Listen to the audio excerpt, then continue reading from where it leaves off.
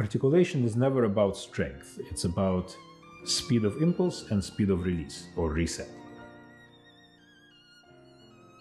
When you lift the finger off the string, the lift should be so fast, it almost sounds like pizzicato. Even though you're not plucking the string, you're moving just vertically. Your fingers should really feel like a flopping fishtail. One of the most important concepts for me is isolating wrist muscles from fingers, so that the wrist muscles never participate in articulation or in pressure, because that leads to actually inordinate amount of tension in the wrist.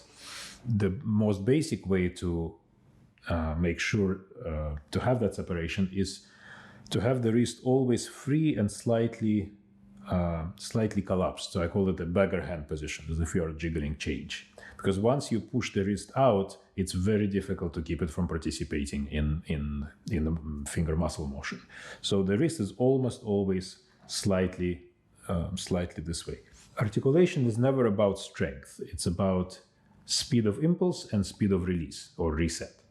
And what I always start with is just learning to flop the fingers, using just the momentum and the weight of the fingers and moving them from the base knuckles. So kind of like cellists in higher positions, just doing this. And hearing this kind of nice wet smack, rather than dry kind of hit. So once you feel that, you can turn the violin this way and just do it in like different positions. And then you can do it with the violin on your shoulder. So once you feel that and it feels really, really relaxed and yet powerful, then you do it just one finger. And from there, I actually start the exercises. So for me, one of the crucial things in articulation is actually the preparatory, I call it flick, like being able to move the finger back with lightning speed and yet very relaxed. So this motion. You can even practice it just walking around the street, just doing this, like lightning fast opening and then relaxing. And so the first actual exercise I do is I put metronome. So I put metronome at 60 and I start at 4 beats to a bow.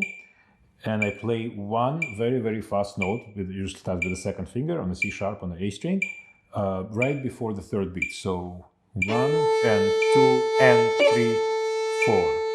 1 and 2 and 3, 4. So one of the most important motions here is that preparatory flick that happens exactly in the middle of the second beat. So you go 1 and 2 and 3, 4. You can practice it without the bow first. 1 and 2 and 3. So that motion back has to be lightning fast, very relaxed, separated from the wrist, and then you simply throw the finger. You don't bang. You throw the finger like the fishing line. So only momentum and speed, nothing else. So again, if you do it correctly, and you can also practice it here. So 1 and 2 and 3, 4. So if you do it correctly, you hear like a nice, satisfying wet smack.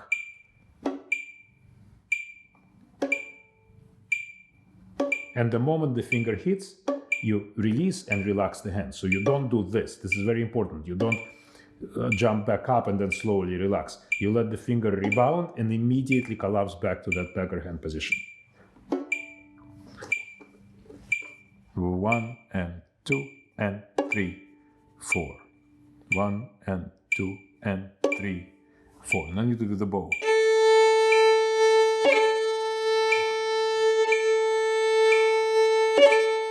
And while you're doing open string, you can move the hand around, make sure it's relaxed.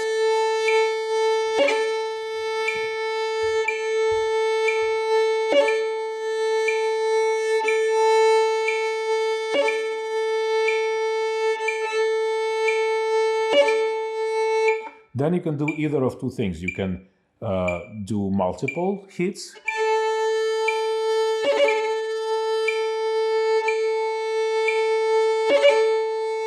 Or you start increasing, like you start doing it in more beats per bow. So you, rather than doing it just before the third beat, you do it before first and fourth. So 1 and 2, 3 and 4. 1 and 2, 3 and 4. So basically you just have to reset your muscles faster. You have to think through those sequences faster. And then you do it second, third, and fourth beat. So 1 and 2, 3, 4. So once you start doing it every beat, it's very important that the rebound is separate from that preparatory flick. So you rebound, relax, and then you flick back. So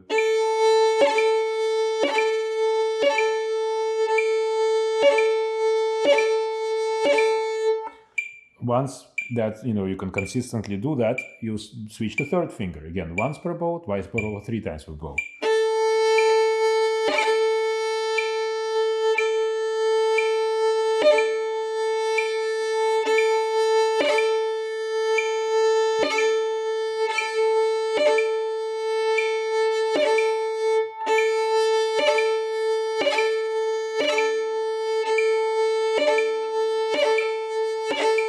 Then fourth finger.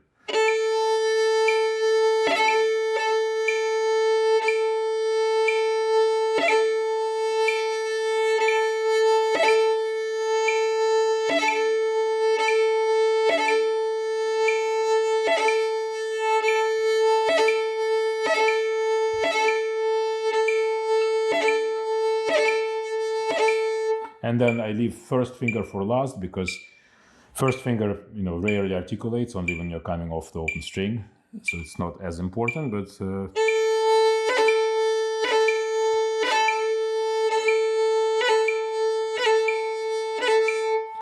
and of course you do each exercise as long as it takes to get it consistent. So you do once per bow until you get the same kind of smack every time, the same relaxations, the same preparatory flick, then twice per bow until it works perfectly, and then 3 times per bow.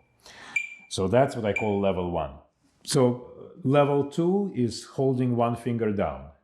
So I always start with 1-3. I leave adjacent fingers for last because I find it's harder to control relaxation when you work with adjacent fingers.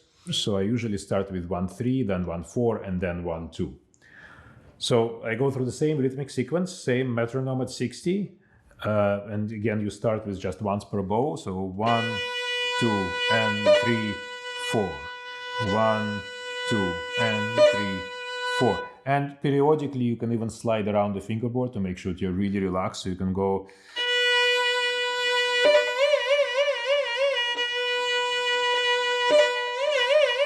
I wouldn't do it every time, but once in a while. And then you do twice per bow.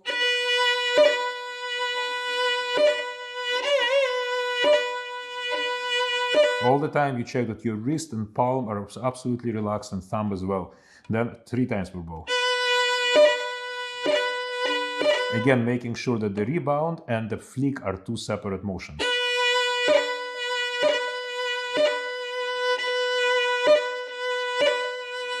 So your fingers should really feel like a flopping fishtail.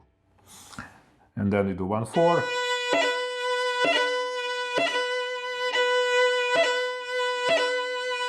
And then 1-2.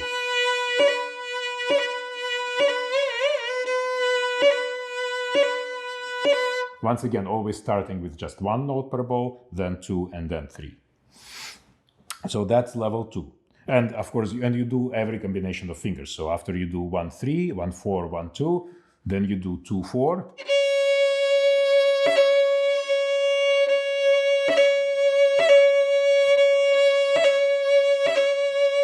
Then 2-3.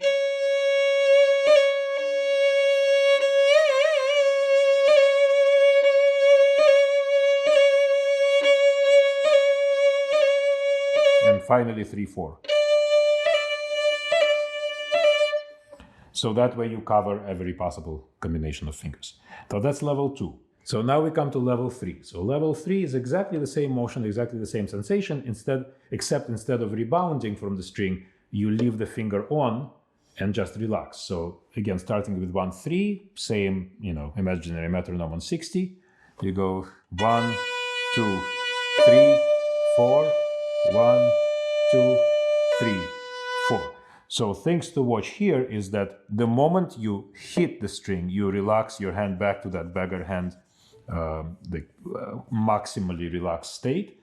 when you lift the finger on the second bow, when you lift the finger off the string, the lift should be so fast that it almost sounds like pizzicato, even though you're not plucking the string, you're moving just vertically.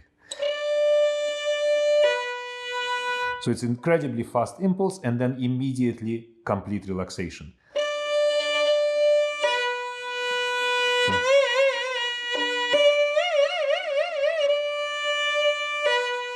So again, periodically you can slide around to make sure that you're as loose as possible. I wouldn't do it every time, but maybe once in a couple of bows.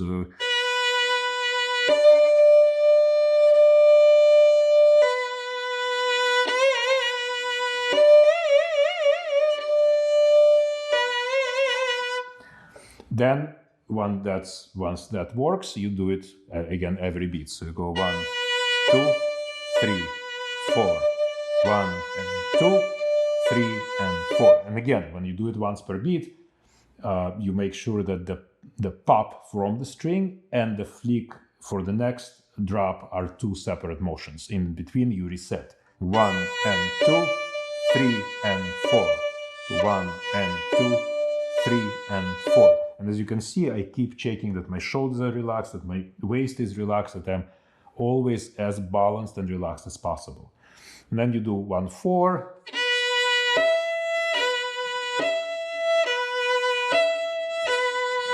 One, 2.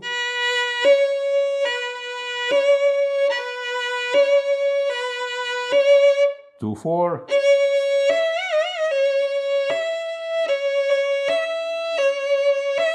2, 3.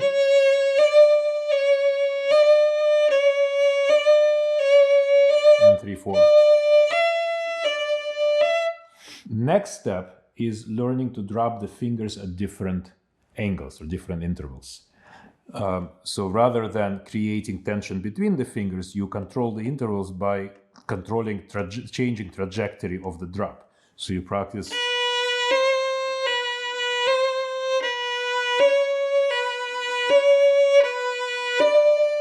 So every time it falls in the same relaxed state without feeling that you're stretching.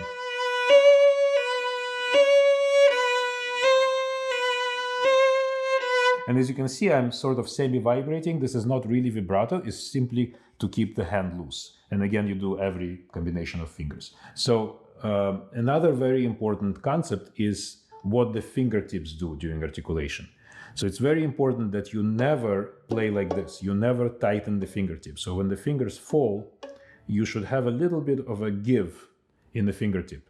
If you have ever seen that famous video of slow motion Heifetz playing Scherzo Tarantella in slow motion, you can see that every finger comes down and there is a little bit of a collapse. And so what that creates, it's a much better sound. It helps you control intonation much better and much more subtly. And it also creates that feeling of pseudo vibrato. When you're playing a passage where you don't really have time to vibrate, but you don't want the sound to be dead, when the fingertips have that kind of vulnerability, it creates the feeling that there's a little bit of a shimmer in the sound. So